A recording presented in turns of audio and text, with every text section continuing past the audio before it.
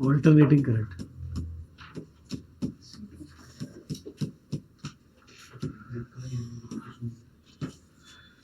See, couple of basics you should know, and we have done this in EMI. कि if you have a coil rotating in magnetic field,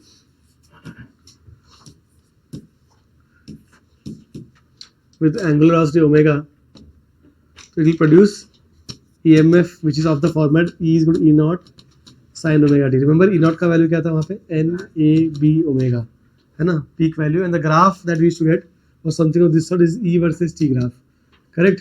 This is the E naught value, and such a EMF will be called as alternating EMF because the polarity is not fixed, है ना, polarity fixed नहीं है इसका, okay? तो इसका जो symbol circuit symbol होता है वो ऐसा कुछ होता है, you write like this, है ना. फर्स्ट हाफ साइकिल में for example if this is positive and this is negative, next half cycle में the polarity will switch, every half cycle polarity switch होता रहता है इसमें, ठीक है. तो ऑल्टरनेटिंग नेम इसलिए बोला बिकॉज पोलैरिटी जो है वो चेंज हो रहा है, and graph will be in the positive half cycle, negative half cycle, both दोनों जगह पे रहेगा वो. समझ में आया क्या? Okay. Now general equation, in general we can write equation as this.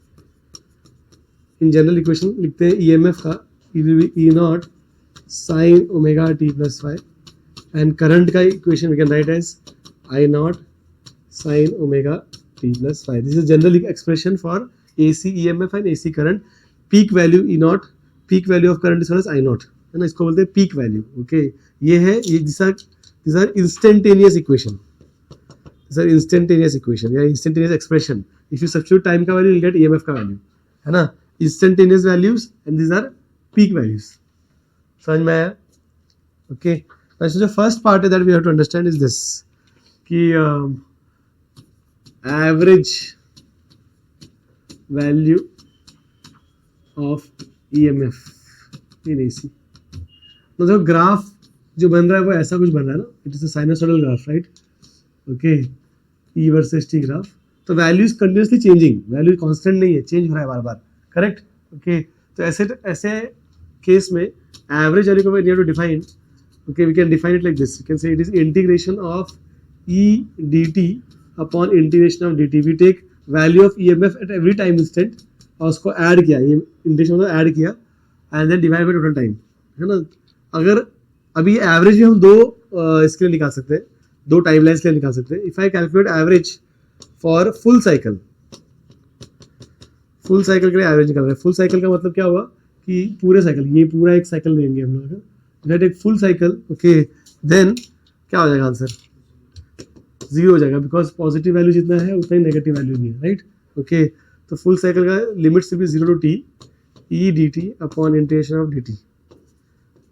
इसका answer is always 0. Okay, but if I calculate for half cycle average, half cycle यहाँ से लेके यहाँ तक ही है ना, हाफ टाइम के लिए. Okay, that will be integration of E dt from 0 से t by 2 upon integration of dt 0 से t by 2. एंड इसको सॉल्व कर सकते हैं. You can just substitute the value of E as some E naught sine omega t 0 से t by 2 dt upon integration of dt 0 से t by 2, है ना. If you solve this, okay, you can take E naught outside, denominator में you have integration of dt is t, right? Okay, क्या मिलेगा वो? t by 2, तो t by 2. Okay, and then you have integration 0 से t by 2 sin omega t dt. What is integration of sin omega t? Minus cos, ठीक है, ना. and omega को क्या रहता है? 2 pi by capital T. You will get 0 E naught by t. क्या करेगा देखो? This will be minus cos 2 pi by capital T 0 से t by 2. Solve this. What do you get the values? Solve करने में क्या value आएगा? You will get E average का value 2 E not by pi मिलेगा. And ये जो formula है पता होना चाहिए. मैंने से average value in AC by default it is half cycle average, by default और फुल साइकिल एवरेज. समझ में आ रहा है क्या? ठीक है, जब डिफॉल्ट जब बात कर रहे हैं तो हमेशा हाफ साइकिल ही बोलते हैं. बोला average value of AC EMF for current it is 2 E not by pi for EMF, 2 I not by pi for current. समझ में आया? एवरेज का मतलब यहाँ पे हमेशा हाफ साइकिल ही होता है, स्पेसिफाई नहीं करेंगे तुमको, अंडरस्टैंड करो कि हमेशा half cycle only. Any questions here? Okay, next is RMS. Root mean square value, root mean square value. Okay, root mean square का मतलब क्या है? ERMS, पहले स्क्वायर करके फिर एवरेज निकालेंगे ना। रूट मीन स्क्वायर में स्क्वायर करेंगे, then you will take mean and then you take the root of the answer. Okay, so this is how you will solve it. You say it is square करना है, मतलब e square, square is a term, then you take the average by adding and taking, dividing by total time, है ना। Square करके add किया, integration मतलब addition होता है, ठीक है, एवरेज निकाला एंड देन रूट इट। ये डेफिनेशन है आरएमएस का, और ये आरएमएस हम पूरा फुल साइकिल के लिए निकाल सकते हैं, क्योंकि स्क्वायर किया है तो आंसर पॉजिटिव हो जाता है even for negative values. Correct है ना? Okay, this is definition of RMS. Square किया हमने, ऐड करके एवरेज निकाला एंड देन रूट किया। ओके, एंड इसको सॉल्व करके कैसे मिलेगा देखो। Okay, root of E square D T, right. तो ई स्क्वायर मतलब E not square sine square omega T D T, because E का वैल्यू क्या है? E naught sine omega T. Okay, integration 0 से टी जाएगा, correct, upon integration D T is what? T से T. Okay, यहाँ से ई not square, यहाँ से टी बाहर जाएगा, तो you have E not square upon t, this is in the root, integration 0 to t sine square omega T D t. Now HSC में you don't have to solve this, we just directly write it कि integration 0 से t sine square omega T D T is t by 2। You can solve, we can use 1 minus cos theta का formula and get the answer. Okay, हमको करने की जरूरत नहीं है, HSC हम लिख सकते हैं कि इसका आंसर t by 2 आएगा। सब्स्टिट्यूट करो, व्हाट डू गेट? ERMS का वैल्यू है, it will be E not square by t, और ये t by 2 है ना, आंसर क्या आएगा? E naught by root 2। Very important होगा।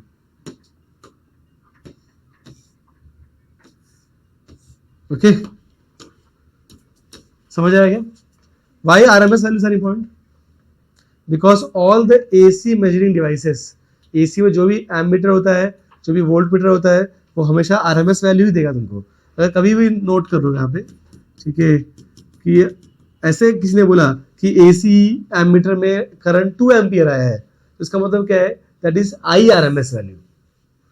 हमेशा measuring device always give you RMS value. समझ में आएगा?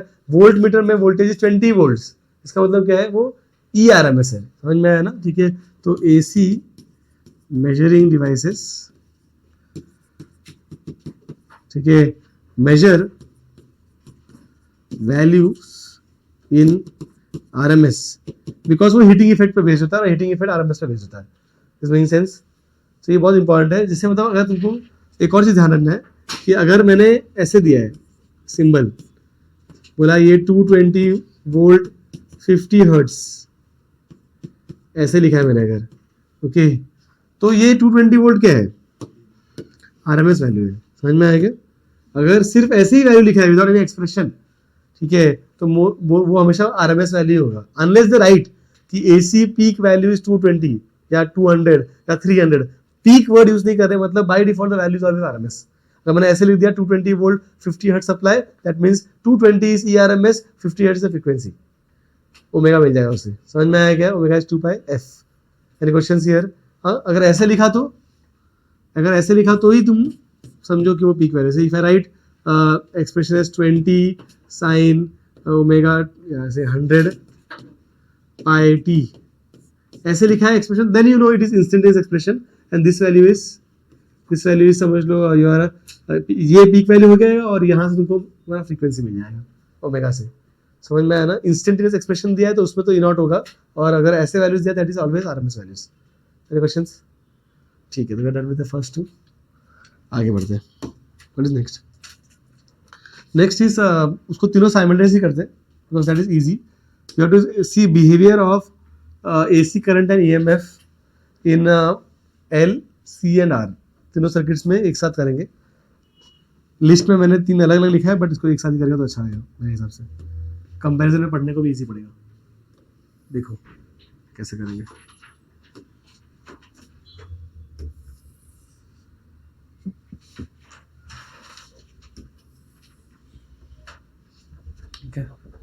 We'll do couple of things. इसमें हम इसका वोल्टेज और करंट निकालेंगे, प्लस इसका ग्राफ और उसका फेजर भी देखेंगे, तो विल सी, सब एक साथ करेंगे। ओके देखो कैसे करते हैं। तो will take 3 circuits L C and R। Okay तो यहाँ पे क्या किया देखो, यहाँ पे एक रेजिस्टेंस लिया है और उसको we have connected to a AC source. Okay and EMF is some E0 sin omega t। Okay and यहाँ पे एक कैपेसिटर लिया है, उसको कनेक्ट किया अगेन AC सोर्स से। तो we want to see how AC EMF behaves. यहाँ पे E some E0 sin omega t given same है हर जगह। तो यहाँ पे एक इंडक्टर लिया हमने of inductance L against connected to AC source. Okay तो हमको EMF दिया हुआ है, हमको करंट ढूंढना है, समझा क्या? विल फाइंड EMF का, EMF दिया है, करंट देखेंगे, ठीक है first. Second will see graph of EMF and current, basically इसमें कोई फेज डिफरेंस तो नहीं है, वो चेक करेंगे, ठीक है। Third thing will also see की what is the resistance in the circuit, resistance क्या आ रहा है सर्किट में वो देखेंगे। Okay and lastly will draw the phasor diagram, है ना। तो ये बहुत इंपॉर्टेंट पार्ट है, इसको कर लेते हैं। Then will see LCR series circuit also. Okay चलो ये समझते हैं, ये this is basic building block. Let's start with resistance. Okay तो इसको देखो कैसे करेंगे। यहाँ पे क्या नहीं पता है, करंट नहीं पता ना, हर सर्किट में पहले करंट ढूंढेंगे हम लोग। तो EMF दिया हुआ है, we want to see what is the value of current that we are getting. Okay तो for resistance you can always use Ohm's law, isn't it?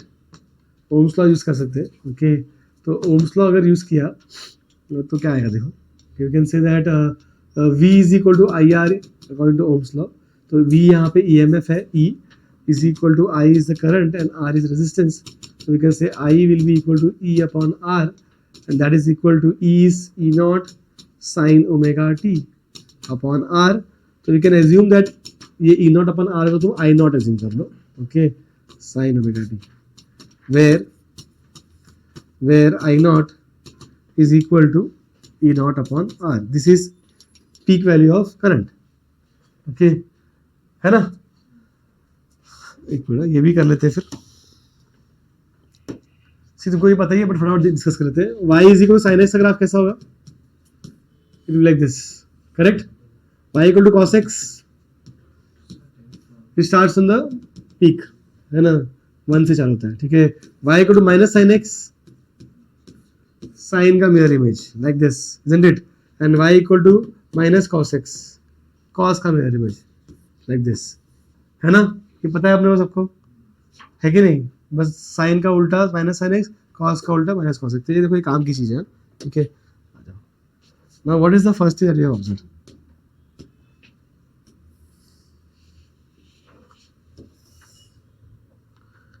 देखो अब if you need notice something, E0 is I0 times R, right? The first thing that you can say is peak value E0 is more than I0, isn't it? किसका peak value बड़ा है? Not, है ना, ठीक है। और ये चीज ध्यान दो, okay, which means if I to draw the graph, let's say if I use white colour for your EMF, तो उसका साइन का ग्राफ आएगा। तो ग्राफ देखो ऐसा रहेगा, ओके। तो I am using white colour for EMF, this is for E, okay. And I0 का वैल्यू कम है ना, ठीक है, और उसका ग्राफ साइन का ही आएगा, ओके। तो ग्राफ साइन का ही है बट द पीक वैल्यू भी laser,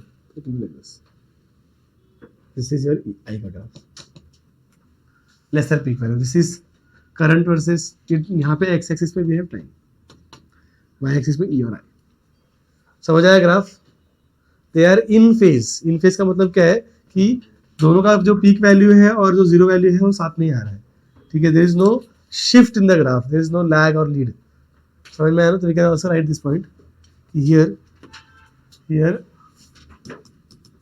E and I are in phase, ऐसा बोल सकते हैं, are in phase मतलब basically it means कि delta phi is 0 here, there is no phase difference, there is no shift in graph, phase जो graph का shifting होता है, समझ आया? any questions anyone? ठीक है, तो this one was थोड़ा easy। let's do for capacitors, okay। इसके लिए हो क्या करेंगे, see by definition of capacity, we define capacity as C is equal to Q by V, na? Where V is the voltage, right? तो यहाँ पे लिख सकते हैं हम लोग इसको, therefore you can say Q is equal to CV, which means यहाँ पे लिखेंगे Q is mean CE, because voltage को हम यहाँ पे E बोल रहे हैं ना. Okay, so and if you want current, what is current? Rate of flow of charge. तो is D by D T of CE, तो C और E का लिखेंगे E naught sine omega T. Correct, just put the expression. तो I की value क्या मिलेगी? देखो C E not, what is rate of sine? Cos, and rate of omega T is omega, तो ओमेगा कॉस ओमेगा टी, है ना. तो जो I की वैल्यू आ रही है वो आ रही है E नॉट ओमेगा C, है ना, cos omega t. And we can take this thing, this entire thing as I not. Therefore I can say I is equal to I not cos omega t, where what is I naught? We are taking I naught as E naught into omega c. Okay, this is our current expression. Current looks like this. Okay, and if you look at the current का expression, okay, clearly ये वाला sign है और ये वाला cos है, तो एक फेज डिफरेंस आ जाएगा, राइट. ग्राफ में शिफ्ट आ जाएगा, फिर शिफ्ट इज 90. तो ग्राफ देखो. ओके, पहला पॉइंट तो ये लिख लो कि यहाँ पे ऐसा, यहाँ पे if you see omega c, तो we can say I naught is more than I naught, right?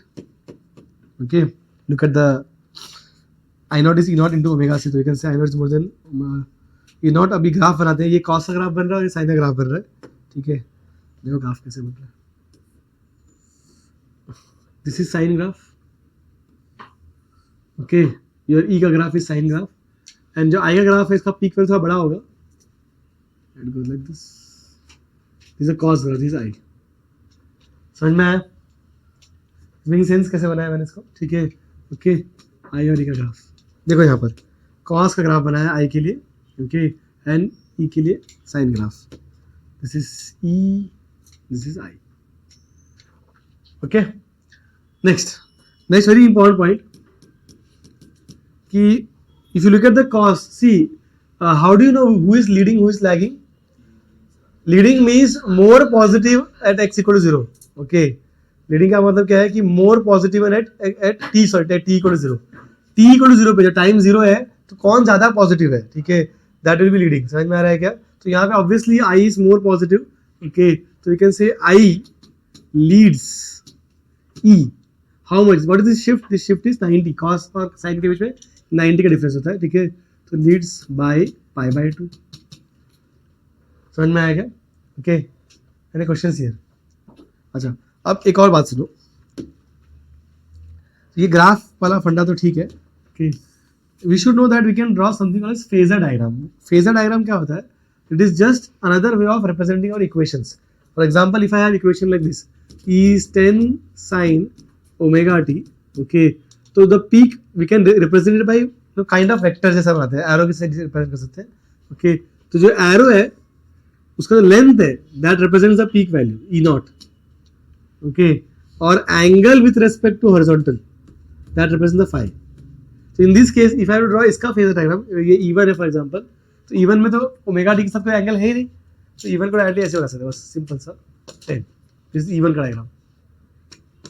Okay, समझ में आया क्या? But if I have equation like this कि E2 is equal to 20 sine omega T plus 37 degrees, ऐसे लिखा है अगर, तो लीडिंग प्लस मतलब पॉजिटिव फेज, राइट, तो उसको ऐसे बनाएंगे. This is 20, okay, this is 37. Leading is always anti clockwise, which means अगर ऐसा एक्सप्रेशन है E3 which is 20 sine omega t minus 37, ऐसा आया तो क्या करोगे? ठीक है, सेम बनाओ बट नीचे की तरफ. Okay, lagging is always clockwise, lagging is always clockwise. समझ में आया क्या? तो प्लस 5 मतलब ऊपर की तरफ, माइनस 5 मतलब नीचे की तरफ. अगर 0 है तो मतलब it has to be horizontal. समझा? Leading is always anti clockwise, that you should know. Okay, तो मैं यहाँ पे लिख दूंगा plus 5 is always anti clockwise, that is always leading. Leading वाला फंडा होता है. And minus 5 means clockwise, it means lagging. Okay, तो ये चीज हमको पता होना चाहिए. This you should know. समझ में आया क्या? Peak value is the length of the arrow.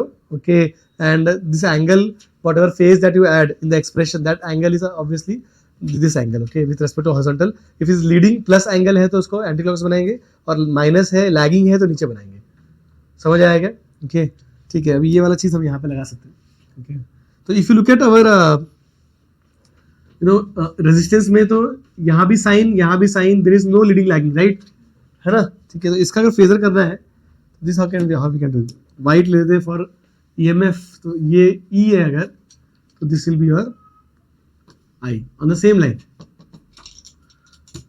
Isn't it, कोई फेज डिफरेंस नहीं है।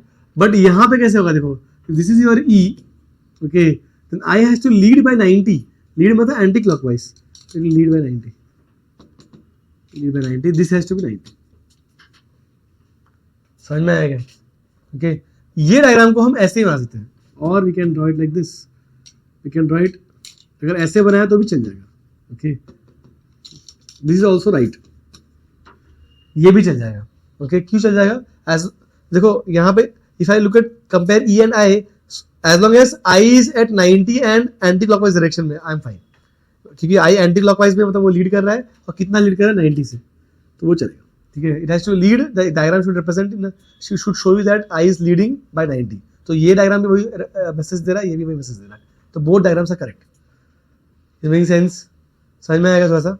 और देखो ग्राफ बता दिया, लीडिंग लाइन बता दिया, एक लास्ट पॉइंट इसमें इंपॉर्टेंट है, it is how much resistance you are cutting. तो if you look at that, ये जो हमने एज्यूम किया था E naught, I naught is E naught omega C, उसको देखो, ठीक है, I naught is equal to E naught omega C, which means E naught is equal to I naught into 1 upon omega C. तो ये compare with ohms law, तो we, this is voltage right, is equal to I into R ना, तो यहाँ पे resistance का representation कौन दे रहा है, 1 अपॉन ओमेगा सी, ठीक है। तो जो 1 अपॉन ओमेगा सी है that is the resistance part, तो इसको हम बोलते हैं, इसका नाम है capacitive reactance, okay, and that is equal to 1 upon omega C, symbol is capital X C, okay. C reactance को सिंबल एक्स होता है, ठीक है, symbol of reactance is X, okay. Reactance क्यों बोल रहे हैं इसको, रेजिस्टेंस इसलिए नहीं बोल रहे बिकॉज ऑफ द ओमेगा का टर्म, ओमेगा क्या है, omega is angular frequency, right, अगर फ्रीक्वेंसी चेंज करोगे तो रेजिस्टेंस ऑफर्ड भी चेंज हो जाएगा, ठीक है, इसलिए क्या बोलते हैं इसको हम रिएक्टेंस बोलते हैं। Reactance basically means it is a resistance is depends on the frequency of source, okay, and capacitor का रेजिस्टेंस है या रिएक्टेंस है, इसलिए इसको कैपेसिटी रिएक्टेंस बोल रहे हैं, एक्सी, समझ में आया क्या, what is the unit, ohms, क्योंकि रेजिस्टेंस ही है ये, खाली नाम अलग दिया because of the frequency dependency, समझ में आया क्या, क्योंकि फ्रीक्वेंसी पर डिपेंड कर रहा है, नाम अलग दिया, बाकी सब कुछ सेम ही है, ठीक है। आई शुड राइट, ये भी लिख देता हूँ, यूनिट जो है इसका ओम्स ही है, ओके, तो दिस इज ओम्स, ठीक है, एक्सी का unit is ohms, omega is frequency तो hertz, and C is farads, तो ये तुमको बताना चाहिए, okay. Let's go for the last one, inductance. देखो for inductance again what you can say is current समझ लो ऐसे फ्लो कर रहा है, ओके, तो इसमें हम केसीएल केवीएल लगा सकते हैं, right, okay, so this is समझ लो प्लस माइनस, तो this will be drop plus minus, तो this let's call this voltage as E L, voltage across inductor. तो if I applied KVL according to KVL, Kirchhoff voltage law, क्या बोलते हैं Kirchhoff voltage law, sum of all EMF in a loop is zero, isn't it, तो सारा voltage का सम करो तो zero हो जाएगा, राइट। तो यहाँ पे दो वोल्टेज है, एक ई है और एक ई एल है, तो can say E minus E L should be zero, और we can say E is equal to E L, correct. What is voltage across inductor का फॉर्मूला क्या है, it is L D I by D T, है ना, L D I by D T, right, है ना, drop लिया ना negative, okay, drop हो रहा है voltage, negative sign is accommodated. अब कर लो इसको, ठीक है, ई का वैल्यू कितना है, E naught sine omega T is equal to L D I by D T, okay, and take the I का टर्म यहाँ पे रखो, बाकी सब टर्म्स को वहाँ ले आओ, तो क्या मिलेगा, you will get d I is equal to E not upon L sine omega T D t, correct. Now integrate on both sides, what do you get, what is integration of di,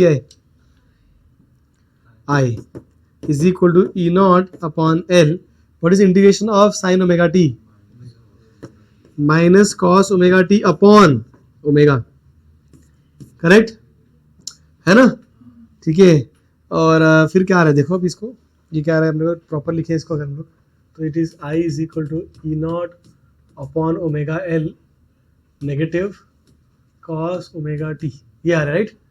इसको लिख देंगे हम minus I not cos omega t, ये है हमारा expression. ठीक है, graph देखो, ग्राफ देखो, तो एक if I use this is my E का ग्राफ, ओके, क्योंकि ये तो साइन का ग्राफ है राइट, तो इसका ग्राफ क्या है माइनस कॉस, है ना, माइनस कॉस मतलब ऐसा उल्टा यहाँ से, okay, it will be right minus cos like this and I think smaller only, okay, तो it will go like this, यहाँ से ऐसे, गलत, थोड़ा सा ऐसे, isn't it? cos का उल्टा ग्राफ है ना, माइनस कॉस, हम टेकिंग cos का mirror image, is it making sense to you guys? ठीक है, now this is I, yellow one is I and the white one is E, okay, so you tell me who is more positive at t equal to 0? E, so we can say that E leads I by how much? 90 only, right? cos और sin में 90 difference होता है, very important result, समझ में आया क्या? और इसका फेजर कैसे बनेगा, E को अगर हमने बेस से बनाया है, if E is on the base, I has to be नीचे, ओके, या उल्टा बनाना है तो ऐसे भी चलेगा, you can draw graph like this also, phasor ऐसे ही बना सकते ना, फेजर को बनाना है तो ऐसे ही बना सकते कि दिस इज, अगर if I am taking this as I, I will draw E like this, anti clockwise means leading, तो ई लीड करता है यहाँ पर, दिस और this both are fine, both diagrams will work, समझ में आया क्या? एज लॉन्ग एज देखो माइनस कॉस है ना, मतलब तो कौन ज़्यादा लीड कर रहा है, ई लीड कर रहा है इसे, और कितना लीड करेगा, 90 से लीड करेगा, ठीक है, ये ग्राफ भी चलेगा, ये ग्राफ भी चलेगा, as long as E is in the anti clockwise direction and angle is 90, we are fine, समझ में? लास्ट पॉइंट, लास्ट पॉइंट क्या है यहाँ पर, रेजिस्टेंस देखते हैं, okay, look at this I not क्या लिया है, E not upon omega L को, ई नॉट अपॉन ओमेगा एल, तो which means basically E naught is I not omega L compare with Ohm's law, and you will understand कि omega L represents resistance, इसको नाम देंगे inductive reactance बोलेंगे इसको, symbol will be x L and that will B omega into L, इसको 2 pi F L भी लिख सकते हो, यहाँ भी you can write 2 pi F L F C, ठीक है, what is the unit, again unit will be same, हाँ, ओम्स है यूनिट, ओके, तो ये सर इसमें से कोई भी एक circuit they can ask you to analyse, okay, they can ask you to explain behavior of या obtain expression for current in when AC EMF is connected to a resistor or a capacitor or a inductor, ऐसा कुछ पूछ सकते हैं, और या तो कोई ग्राफ आप पूछ ले, कुछ भी पूछ ले, इसमें कुछ भी क्वेश्चन बना सकते हैं, इसमें से 1 मार्क के क्वेश्चन भी बन सकते हैं काफ़ी सारे, और डेरिवेशन भी आता है। Any questions here? I hope you got this point, इसमें कुछ भी नहीं आया तो प्लीज आस्क मी, एक बार देख लो, these are basics of AC circuit, ये आता है तो हम बाकी कोई भी सर्किट कर सकते हैं, can do series also and parallel also, lot है, आगे बढ़े, देख लो,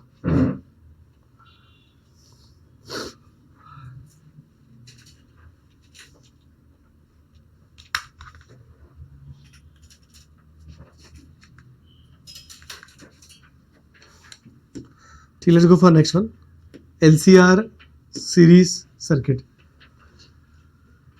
LCR सीरीज, ओके, यहाँ पे क्या करा है इससे, एक L, एक C और एक R, LCR तीनों को साथ में कनेक्ट कर दिया है in series, and there is a AC EMF here,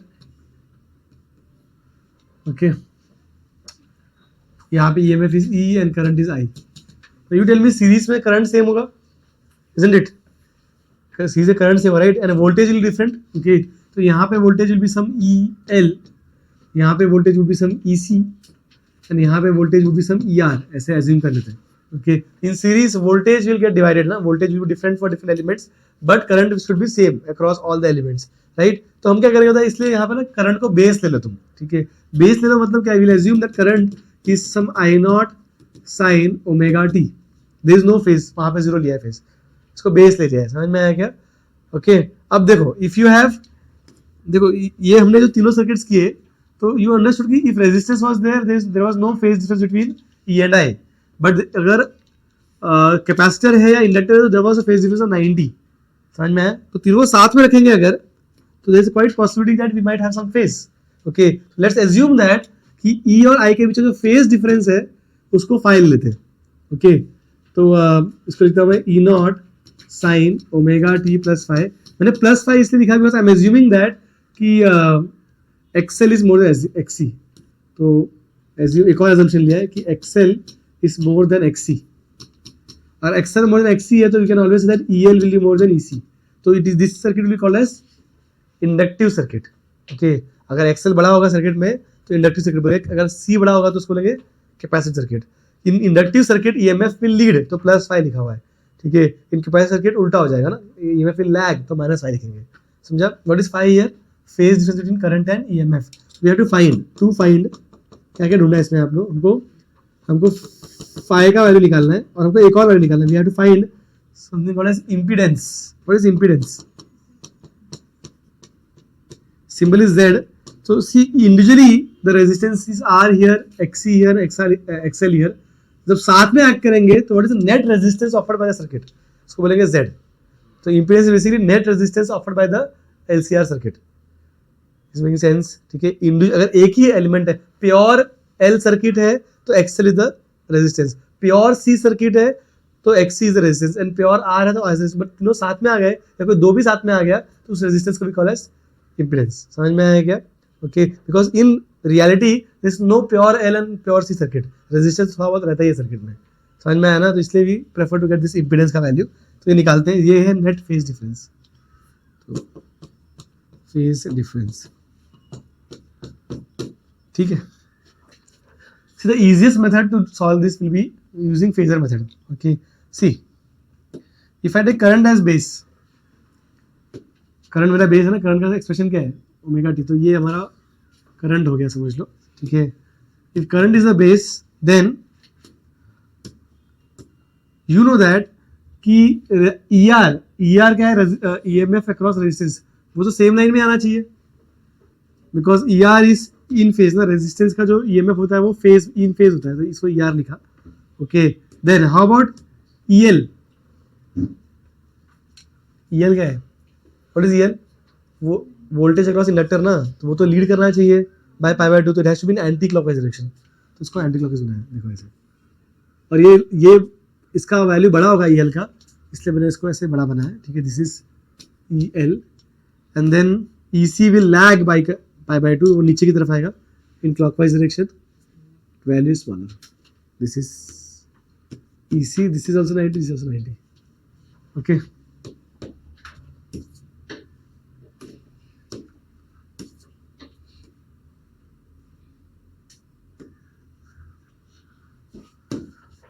ठीक है। Any questions here? तो वी कैन से दैट यहाँ पे देखो, सी यहाँ पे जो EMFs है they are kind of behaving like vectors, we call them phasors, isn't it? Okay, तो नेट EMF क्या होगा? नेट EMF जो E हमने लिखा है, there has to be the vector sum या phasor sum of all of them, है ना? अब देखो if this is 10 and this is 2, तो यू नो दैट कि they are opposite direction, we can directly subtract them, right? तो resultant of EL and EC will be what?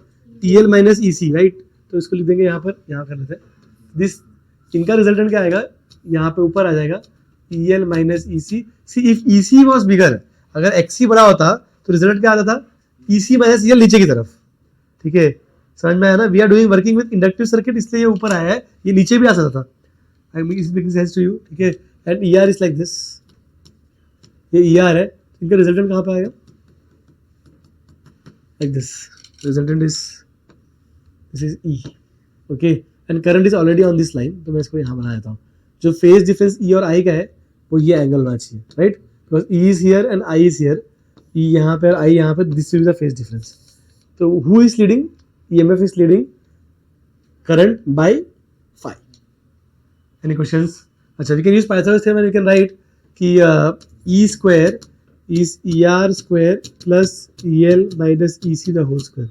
This itself can be a numerical question. Okay, sometimes what they do is they give you EL, EC, ER का value and they ask you what is the net EMF। या कभी ऐसे करेंगे, बोलेंगे कि ये 10 है, ये 2 है और ये 6 है, ठीक है। तो लोग बोलता है 2 और 6 8 हो गया, और ये 10 है तो ये 2 होना चाहिए, गलत, ऐसे करना पड़ेगा। समझ में आ रहा है क्या? ये डीसी सर्किट नहीं है जहाँ पे ईएमएफ डिवाइड हो रहा है, ठीक है। ईएमएफ का relation is like this, Pythagoras, making sense? समझ में आया क्या? ये खुद में एक क्वेश्चन है। Okay, now we know that कि what is ER? It is IR, isn't it? है ना, voltage into resistance, voltage is current in resistance, sorry, ठीक है। And EL will be I XL, okay, EC would be I XC, isn't it? Okay, current into resistance ले रहे हैं हम लोग, and net EMF E should be equal to net current into net resistance Z. समझ में आया क्या? Substitute कर दो, क्या आएगा देखो, क्या आ रहा है यहाँ पे? आएगा I square Z square is equal to I square R square plus I common या लिख लेते, चलो, I XL minus I XC the whole square, okay, take I outside the bracket, what do get? I square Z square I square R square, and I will go out, square will come out because यहाँ पे square है, I square XL minus XC square, okay, I square by by, what do get? Get famous formula z square is equal to r square plus xl minus xc the whole square, or we can say z is root of r square plus xl minus xc the whole square, ठीक है। ये हो गया impedance.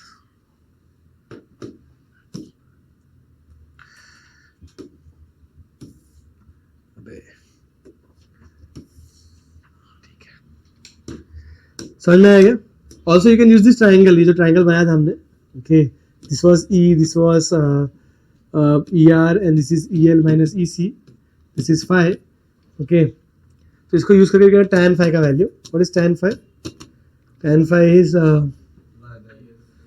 E L minus E C upon E R, which is I X L minus I X C upon I R, and you get tan phi का value है XL minus XC upon R, ठीक है।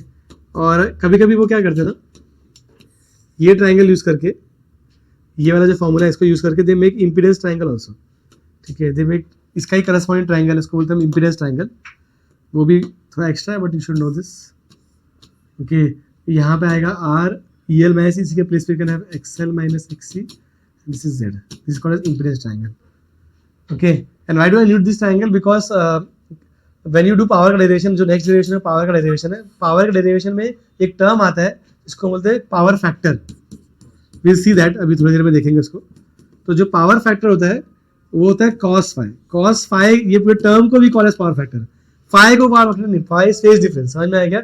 cos phi, okay, is called as power factor, and that value is how much? It will be r upon z, तो this will be used later, ये note करके रख लो, ये काम आ जाएगा बाद में, है ना। Power factor is r upon z, okay. Any questions here? समझ में आया ना? इजी है, मतलब कुछ खास नहीं है। In fact this is easier than the L C and R pure circuits, इसमें कुछ करना ही था, सिर्फ फेजर डायग्राम बनाया, पाइथागोरस लगाया, आंसर आ गया, ठीक है। Any questions? समझ में आएगा? अब थोड़ा न्यूमेरिकल का एक दो पॉइंट्स बताता हूँ, रुको, ओके, ठीक है। ये थोड़ा सा ना कॉमन सेंस है बट लोग भूल जाते हैं, okay. See if it is inductive circuit, for example XL is more then एक्ससी तुमको दिया है, ओके, और मैं बोलूँ फेज डिफरेंस इस तरह 37 डिग्रीज, ओके, और मैं तुमको बोलूँ कि क्या बोलते हैं ई का expression is 20 sine omega T plus 60 degrees, then what is the expression for I? क्या लिखोगे?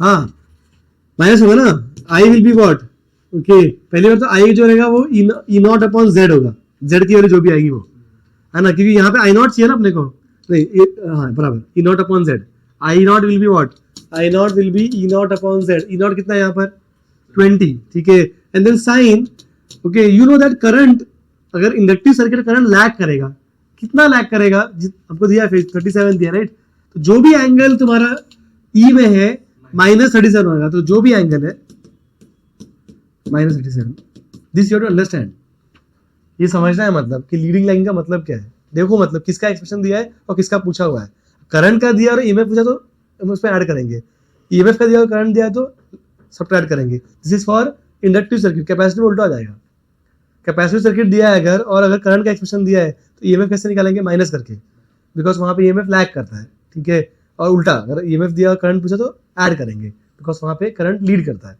इज मेकिंग सेंस, समझा ना। कैपेसिटिव सर्किट का मतलब ये नहीं है कि सिर्फ कैपेसिटर है वहाँ पे, ठीक है। इट मीन्स कि क्या बोलते हैं, XC is more than XL. Pure capacitive का मतलब होता है कि सिर्फ कैपेसिटर होगा। ऐसे इंडक्टिव सर्किट का मतलब ये नहीं सिर्फ इंडक्टर बैठा है उसमें, ठीक है। इसका मतलब होता है कि XL is more than XC. Making sense, ये सब पॉइंट्स ध्यान में रखना। तो यहीं पे लोग गड़बड़ करते हैं न्यूमेरिकल्स में, वो हम लोग करेंगे न्यूमेरिकल्स, बट ये थोड़ा सा पता होना चाहिए अभी, ठीक है। Let's go for next one, power in LCR series, okay. So diagram अभी भी वही है, this is L, this is C, this is R, okay, and this is your EMF, यहाँ पे करंट है, current is I nought, the same diagram as previous. This is E naught sin omega t plus phi, and they're asking us can you give me the power का value, okay. Actually हमको average power चाहिए, okay. What is power का formula? Power is E into I, you know. If I know voltage and current, we can just use E into I, okay, and that will be how much. यहाँ पे E की वैल्यू है E naught sin omega t plus phi into I naught sine omega T, तो मिल रहा है मुझे E naught I naught sine omega T sine omega T plus five. If you open the bracket, इसका open करो तो क्या मिलेगा, if you, what is sine of A plus B, sine A cos B plus cos A sine B, तो मिल रहा है E naught I naught sine square omega T cos five plus sine omega T cos omega T sine phi, okay, correct. अब ये जो power का एक expression मिला है, इसको क्या बोलेंगे हम लोग, इसको बोलेंगे instantaneous power, isn't it? Because this expression will give you power का value when you know time का value. At a particular moment of time it will give you power। समझ में आ रहा है कि ये इंस्टेंटेनियस पावर है। अगर एवरेज पावर चाहिए क्या करें, अब पावर का एक्सप्रेशन है हमारे पास, यू रिमेंबर अभी थोड़ी देर पहले किया हमने, जब ई का एक्सप्रेशन था तो how did we define E average, it was integration of E nought, sorry integration of E D T upon integration of D T, right, 0 से t, ये था ना एवरेज डेफिनेशन। अगर इंस्टेंटेनियस एक्सप्रेशन पता है तो कैसे करेंगे, वैल्यूज को पूरा ऐड करेंगे साइकिल के लिए, divide by cycle time, same definition यहाँ भी जाएगा, देखो। तो if I have to get average power अगर चाहिए तो will define like this, will say P average is integration of P D T, add power at every instance divided by total time, and this will do for the whole cycle। 0 से t के लिए करेंगे। Any questions on the definition side? अब तो solving है, देखो करते हैं, okay. Let's put the values, integration of p का वैल्यू, ये बड़ा सा वैल्यू आ जाएगा, okay, E naught I naught sine square omega T cos five plus sine omega T cos omega T sine five का D T, okay, D T से integrate होगा ये term, divide by integration of D T, 0 से t। अब देखो यहाँ पे क्या हो रहा है, इसका आंसर क्या आएगा, integration D T is T and then you put the limits with capital T, right, okay. यहाँ पे E naught I naught will go out, okay, will have to integration, एक ये वाला इंटीग्रेशन बचेगा और ये इंटीग्रेशन बचेगा, right. It looks like this, C P average जो दिखेगा तुमको ऐसा कुछ दिखेगा, डिनोमिनेटर में you have time, okay, numerator में ई नॉट आई नॉट बाहर निकल गया बिकॉज वो कांस्टेंट है, and then you have two integrations, एक है sine square omega T cos phi D T 0 से t, दूसरा इंटीग्रेशन है 0 से t sine omega T cos omega T sine phi. You don't have to solve this but you know how to solve it. ये क्या हो जाएगा, this will be sine 2 omega T upon 2, right, है ना। तो solve करने पे क्या आना चाहिए, 0, बिकॉज साइन का एवरेज वैल्यू 0 होता है, तो इसका आंसर 0 आएगा, करेक्ट, ओके। एंड यहाँ पे cos 5 will go out, what is integration of sine square omega T, it will B limit t/2 दिया है, t दिया है तो इससे t/2 है ना। साइन स्क्वायर का एवरेज वैल्यू हाफ होता है, राइट, और लिमिट्स t है इसलिए t/2 आ जाएगा। समझ में आया? तो यू कैन डायरेक्टली राइट कि this integration is t/2 and this integration is 0, this सीधा लिख सकते हैं उसको। ओके, लिखने के बाद क्या मिल रहा है देखो, you will get p average as E0 I0 by t, यहाँ से cos phi बाहर आया था, करेक्ट, एंड इंटीग्रेशन का answer was t/2 tt by you have E0 I0 upon 2 cos phi, okay, which is E0 by root 2 I0 by root 2 cos phi। थोड़ा show off करते हैं, you can convert this to ERMS IRMS cos phi, this is the formula for average power। Formula हमको पहले से ही पता था, इसकी derivation किया हमने बस, करेक्ट। तो ये टर्म एक्स्ट्रा है ना, isn't it? इसलिए इसको आर फैक्टर बोलते हैं, R by Z। Any questions? अभी एक और टर्म बता दे, देखो एक और चीज नोट करना है अपने को, देख ले एनी क्वेश्चंस का सिंपल एडिशन। एक नोट देखो, तो इस पे भी कभी कभी 1 markers they can ask you this note, you understand, you must have notice this also. See if this was I and this was E and this is phi, right? तो current का दो कंपोनेंट है, एक component along EMF आएगा, right, और एक perpendicular आएगा, isn't it? ठीक है, along EMF is this is I cos phi and perpendicular to this will be I sin phi। If you look at the power का expression, I can see the cos component here, isn't it? Power में cos component है, sin component तो missing है, इसका मतलब cos component ही power के लिए contribute करता है, ठीक है, cos sin component नहीं कर रहा है। समझ में आ रहा है क्या? ऐसे बोल सकते हैं या तुम ऐसे बोल सकते हो, करंट का वो कंपोनेंट जो ईएमएफ को पैरेलल है that will contribute to power, current का वो कंपोनेंट जो परपेंडिकुलर टू ईएमएफ है वो कंट्रीब्यूट नहीं करेगा। तो जो कंपोनेंट कंट्रीब्यूट नहीं करता है इसको हम बोलते हैं वॉटलेस करंट, ठीक है, या इसको बोलते हैं आइडल करंट, ठीक है। तो उसको बोल सकते हैं आई परपेंडिकुलर बोल सकते हैं उसको, या बोल सकते हैं हम लोग उसको आई साइन फाई। ये अगर वैल्यू भी पूछ लिया उसने तो न्यूमेरिकल्स में आंसर देना आना चाहिए, आई साइन फाई। साइन फाई का वैल्यू कहाँ से आएगा? वो ट्राइंगल से आ जाएगा, जेड वाले ट्राइंगल से। समझ में आया क्या? Any questions? ठीक है, एलसी ऑसिलेशन का मतलब क्या है? If I have a L and C circuit together, okay, if I have a charge capacitor और उसको हमने अगर इंडक्टर के थ्रू कनेक्ट कर दिया तो what will happen? Basic working क्या है कि जो चार्ज कैपेसिटर है it will discharge through inductor and then inductor will produce a back EMF which will charge the capacitor again, ठीक है। तो इसमें क्या होता है कि ये charge this will get discharge through inductor and then inductor will charge it back again because of the back EMF and this will keep on happening, right. तो ये चार्जिंग डिस्चार्जिंग कंटिन्यू होता है। तो उसमें क्या होगा कि जो चार्ज है पहले यहाँ से इंडक्टर में जाएगा, फिर वापस इंडक्टर से कैपेसिटर में आएगा, राइट। तो it will start oscillating between inductor and capacitor, correct है ना। और ये ऑसिलेटिंग सर्किट का जो रेजोनेंस फ्रीक्वेंसी है, मतलब सॉरी, ओके, ये एलसी ऑसिलेशंस बोलते हैं इसको हम। ये जो सर्किट है ऑसिलेटिंग सर्किट का, we can always find the frequency and time period of any oscillating circuit, isn't it? तो वी डोंट हैव डेरिवेशन इसका, but you should know that कि दिस सर्किट का जो फ्रीक्वेंसी है वो कितना है, 1/2 पाई रूट ऑफ एलसी, है ना, ओके। तो अगर एल और सी को साथ में कनेक्ट कर दिया तो वहां पे क्या होगा? चार्ज ऑसिलेट करेगा between L and C, okay, inductor और कैपेसिटर में ऑसिलेट करेगा, और वो जो ऑसिलेशन फ्रीक्वेंसी होती है वो होती है क्या बोलते हैं? 1/2 pi root of L by C, and this frequency will be called as natural frequency of LC oscillation. समझ में आया क्या? Okay, that you must know, okay.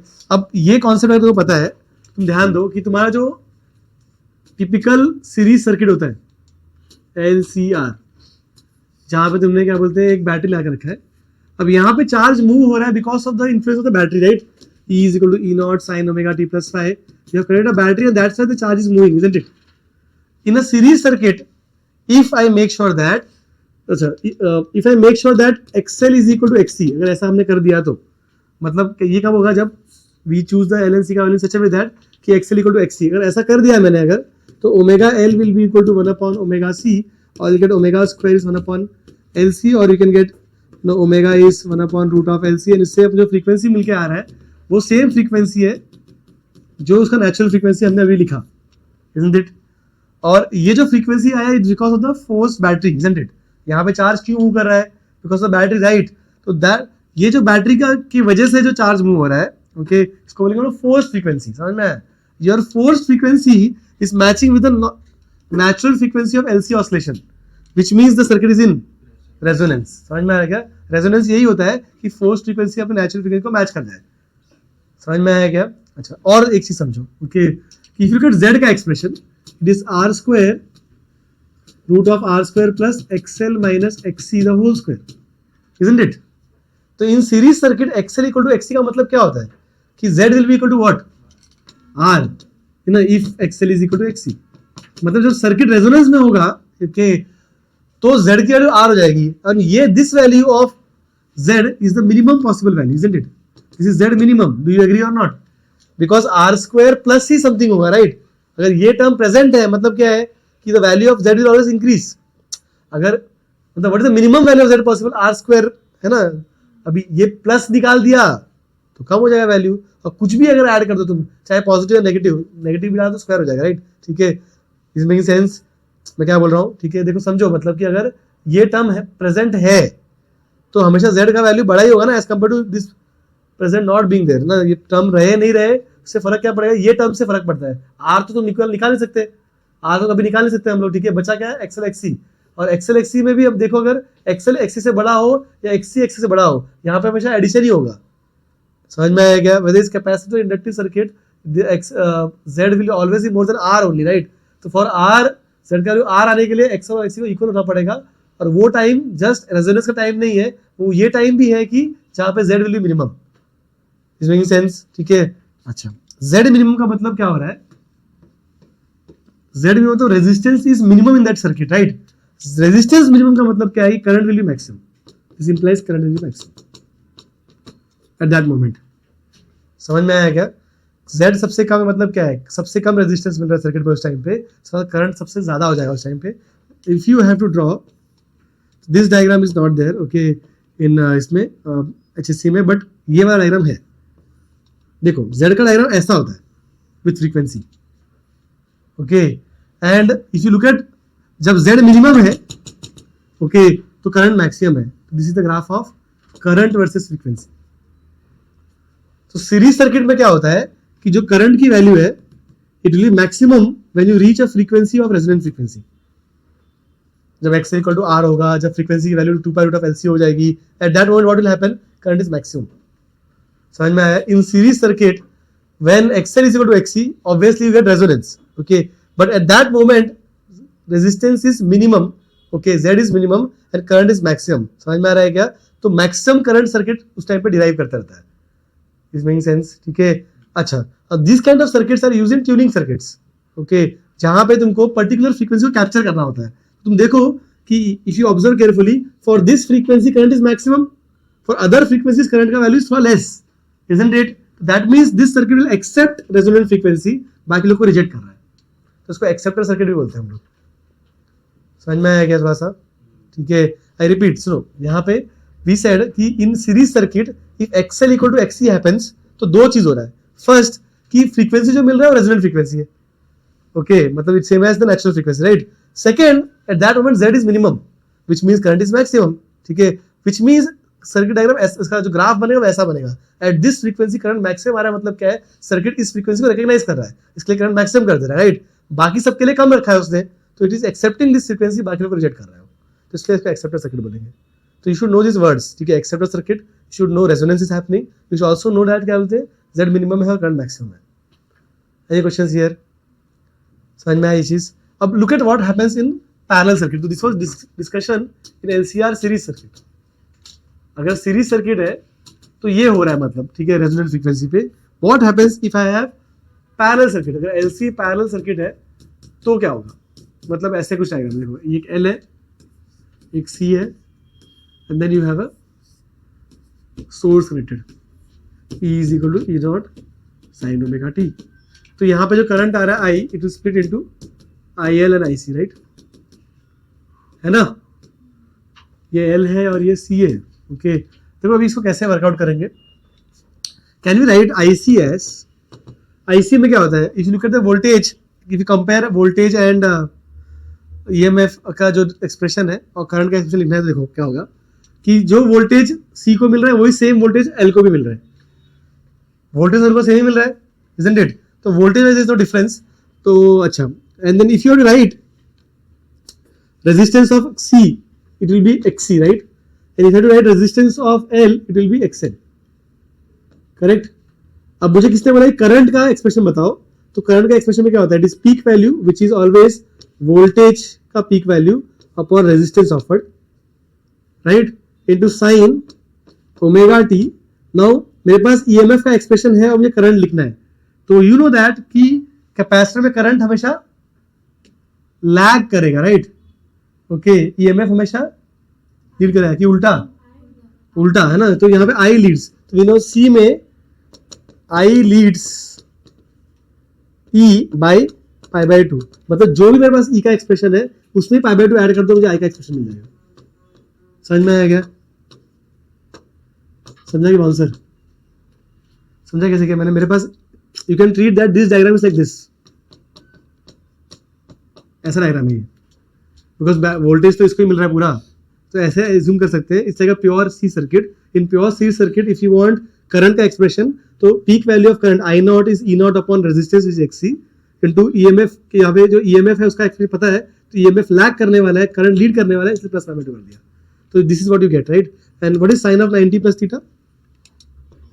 cos theta. This is cos omega T. This is one. Okay, next how about your IL. IL क्या होगा? I यहाँ पे क्या होता है? EMF लीड करता है, राइट? तो I will lag, I lags, ठीक है, EMF by pi by 2. If you have to write the expression IL का, it is peak value of current is peak value of EMF upon the resistance offered XL, है ना, into sin of omega t minus pi by 2 लिखेंगे because यहाँ पे current lag करता है. What is sin of omega t minus pi by 2? क्या आएगा भाई यहाँ पे? It will be actually क्या आएगा? It will be minus cos theta, right? Minus cos theta आएगा ना? अरे बराबर है ना? This is minus sign will go out, तो sin of minus theta is minus sin theta, right? तो pi by 2 minus omega t होगा ये, ठीक है? समझ में आ रहा है कैसे कर रहे हैं हम लोग? मैथ्स समझ में आया क्या? यहाँ पे we can write this as sin omega t minus pi by 2 है ना? क्या लिखोगे इसको? माइनस, you can write इसको sin of minus pi by 2 minus omega t, and sin of minus theta is minus sin theta, and this will be minus cos omega t. समझ में? 90 minus theta है. समझा अभी? इतना समझ में आया? ठीक है. अगर ये समझ में आ गया है तो ये दूसरा एक्सप्रेशन भी हो गया. Okay, cos omega t, this is my expression number 2. ठीक है, ये IC हो गया, ये IL हो गया. तो what is the net current? Net current will be IC plus IL, and that will be, you see यहाँ पे E नॉट, यहाँ पे जो क्या हो रहा है कि क्या कॉमन निकल रहा है? E नॉट कॉमन निकल रहा है, ठीक है, cos ओमेगा टी कॉमन निकल रहा है. ओके, तो E नॉट कॉमन निकाल लिया, cos ओमेगा टी कॉमन निकाल लिया, तो you have 1 by minus is I. Okay, इससे हम Z का एक्सप्रेशन भी निकाल सकते हैं, है ना? मतलब resistance, what is resistance? It is, this is I naught, right? What is I naught का value? I naught is E naught into this, right? And generally I naught is E naught upon resistance, right? है ना? तो we can say that, तो 1 upon Z is equal to this, you can say I is equal to V by R. बराबर लिखा है क्या मैंने? बराबर लिखा है. ठीक है, समझ में आया क्या? What is learning here? हमको क्या समझना है यहाँ पे? ठीक है, ठीक है. ये तो I don't think they will ask you this, you know it's good for your understanding. इसको बाजू में रखते हैं. ओके, व्हाट आई अंडरस्टैंड यहाँ पे देखो, if XL equal to, if XL is equal to XC हो रहा है यहाँ पे, okay, E naught cos omega t था ना? अच्छा, मैं आई नॉट लिख रहा था. ठीक है, मैं इसको हटा ही देता हूँ, जरूरत नहीं है इसका. If XL equal to XC हो रहा है यहाँ पे, तो क्या होगा देखो? What will happen if I make XL equal to XC here? First thing what will happen कि XL equal to XC implies कि frequency will be 1/2 pi root of LC. Correct? That is the first implementation. Second implementation क्या है कि जैसे ही हमने यहाँ पे XL equal to XC कर दिया तो करंट जीरो हो जाएगा यहाँ पे. समझ में आएगा? That is very important. Current एकदम मिनिमम पे आता है. समझ में आ रहा है क्या? ठीक है. If XL equal to XC यहाँ पे करोगे, ठीक है, तो क्या हो रहा है? Frequency is definitely equal to natural frequency, मतलब रेजोनेंस होगा. If XL is equal to XC, what is happening? The frequency you are getting is what? 1/2 pi of LC, which is natural frequency, right? तो resonance तो होगा because forced frequency is matching with the natural frequency. So resonance is happening, but what is happening to current? वो कम हो गया एकदम, which is उल्टा of what happened in your series circuit. Series में तो रेजिस्टेंस मिनिमम हो गया था और करंट मैक्सिमम हो गया था. समझ में आ रहा है? यहाँ पे क्या हो रहा है? करंट ही मिनिमम हो जा रहा है. Are you getting the point? समझा ना मैं क्या बोल रहा हूँ? ठीक है. तो यहाँ पे if I have to draw the graph, graph goes like this, I versus frequency graph, it goes like this. तो यहाँ पे क्या कहते हैं? रेजोनेंस फ्रीक्वेंसी में current is very less, almost zero. चमका? ठीक है. तो मतलब ये सर्किट क्या करेगा? रेजोनेंस फ्रीक्वेंसी जब आएगा तो मिनिमम वैल्यू ऑफ करंट ले लेगा.